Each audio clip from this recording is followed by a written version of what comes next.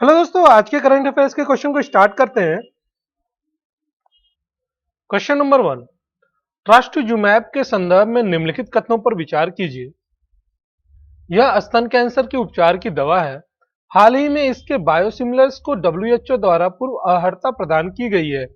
इसके माध्यम से कैंसर का इलाज कम कीमत में संभव हो सकेगा। उपरोक्त कथनों में से कौन सा सही है? इसका सही ऑप्शन है ऑप्शन ए।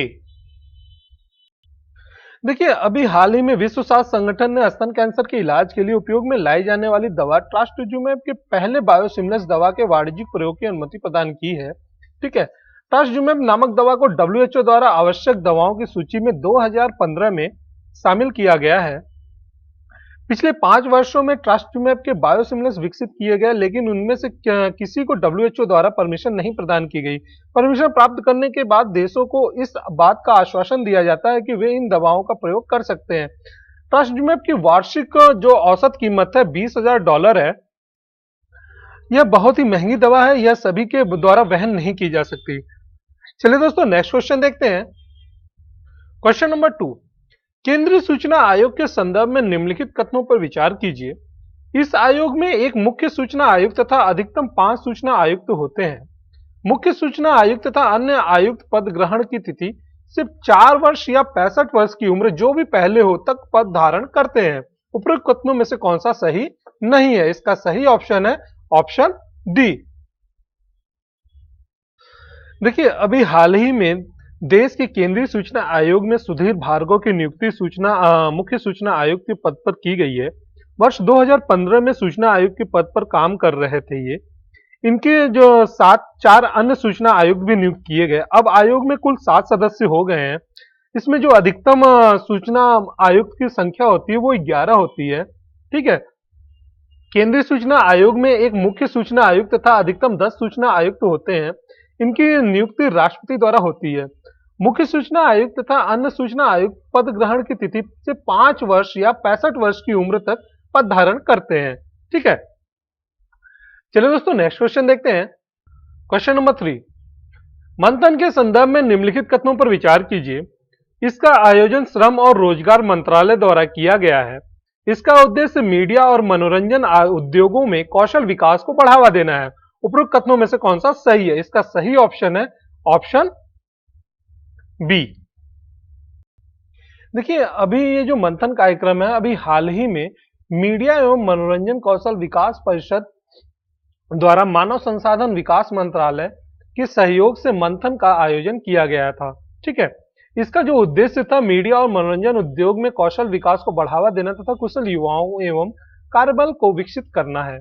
ठीक है। चलिए दोस्तों, नेक्स्ट क्वेश्चन देखते हैं। क्वेश्चन नंबर 4, फेनी नदी पूर्वोत्तर भारत के किस राज्य से होकर गुजरती है? इसका सही ऑप्शन है ऑप्शन सी। देखिए, फेनी नदी दक्षिण पूर्वी बांग्लादेश में बहने वाली एक नदी है।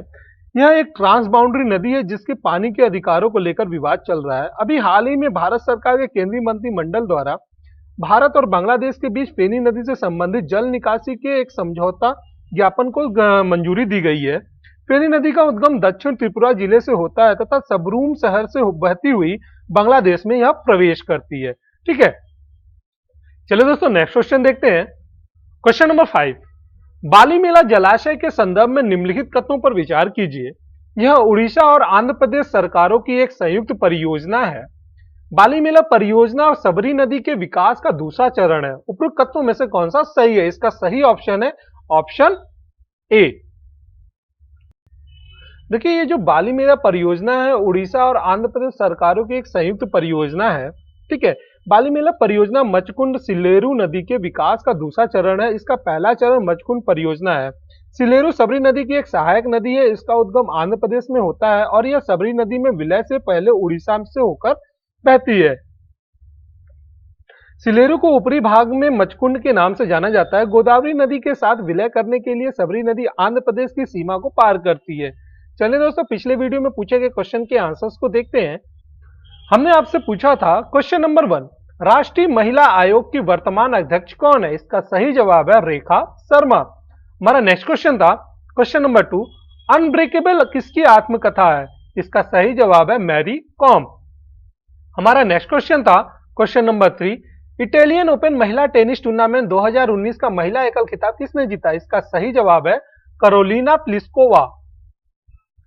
चलिए दोस्तों आज के क्वेश्चन को देखते हैं क्या है। क्वेश्चन नंबर 1, भारत नेपाल संयुक्त आयोग की 5वीं बैठक कहां संपन्न हुई? क्वेश्चन नंबर 2, 15 जुलाई 2019 को संयुक्त राष्ट्र द्वारा कौन सा दिवस मनाया गया? क्वेश्चन नंबर 3, चीन ने श्रीलंका को उपहार में कौन सा युद्धपोत दिया? आप हमें अपना जवाब कमेंट बॉक्स में दें। दोस्तों इस वीडियो में इतना ही। वीडियो पसंद आया तो लाइक, सब्सक्राइब एंड शेयर करना ना भूलें। Thank you.